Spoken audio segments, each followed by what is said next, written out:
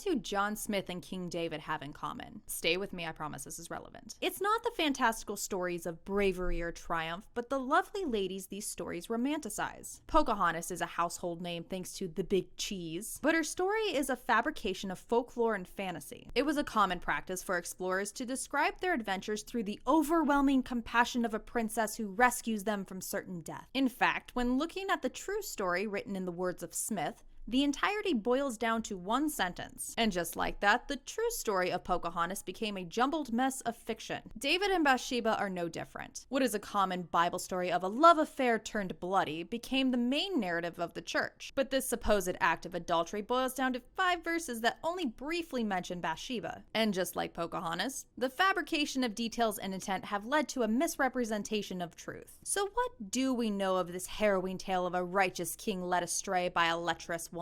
As king of Israel, David was supposed to be at war with his men. He had already proven a capable soldier, and his presence on the battlefield would have been a boost in morale. But instead, he decided to leave the dirty work to them while he enjoyed the luxury of leisure and exploration. And that exploration to the roof was only an open door for temptation, which he had no problem indulging once he saw the beautiful Bathsheba. But this bath was not to attract the attention of the king, but to obey the law. A woman on her period was considered unclean for 7 days. On the following day, once the bleeding stopped, she was declared clean and bathed as a purification ritual. There was no ulterior motive, no seducing, only a woman observing the law after her biology ran its course. But David couldn't help himself and immediately went to his men. Who might this beautiful woman be? A woman's face with nature's own hand painted. My bounty is as boundless as the sea. My love is deep. The more I give to thee, the more I have, for both are infinite. That's Uriah's wife and Eliam's daughter. Both Uriah and Eliam were part of David's mighty warriors. Eliam was also the son of Ahithophel, David's counselor. There's no doubt he would have known these men when mentioned by name, which would make any attempt towards Bathsheba a personal matter. Crossing this military demarcation line would only result in disaster. But not listening to the blaring red sirens of impending doom, David sent messengers to take her. Let me just pause for a moment. The books of Samuel were actually one continuous book with what is believed to be one author, and his writing style is reflected in the rise of a king, the sin, and his fall. So when the author writes,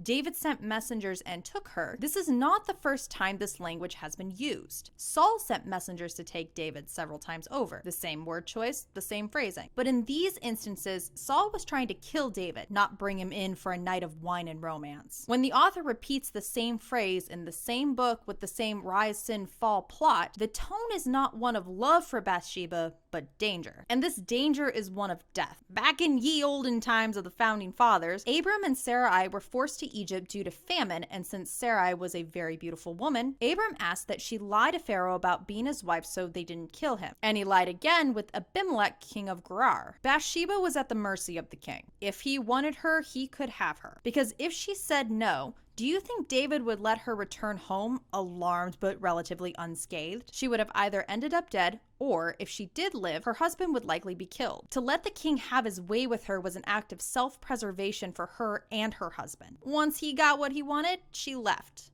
Immediately. No long goodbyes, no grand proclamations of love, just a king getting his one-time booty call and her getting out the first chance she got. And there was no interaction afterwards. No more nights with the king or being called to his presence. Literally radio silence for a minimum of 5 weeks. And that's me being generous, because a week late for your period could be caused by anything. She wanted nothing to do with David and to continue her life as if nothing happened. This wasn't Antony and Cleopatra where the king meets his tragic end due to a beautiful woman. It was an aggressive assault, a forced act in which she takes blame for the crime committed against her. If it were consent, she would have lingered with David on the first night, saw him throughout the following weeks, and wouldn't have needed messengers to tell him she was pregnant. Not to mention Nathan's parable explicitly describing her as a victim, or David displeasing the Lord, or him being the one punished, or the continual reminders that Bathsheba is Uriah's wife even after David took her as his. To implicate Bathsheba by calling this an affair or adultery strips the truth from the situation. Not having a choice, being threatened into a choice, and being too afraid to say no is not consent.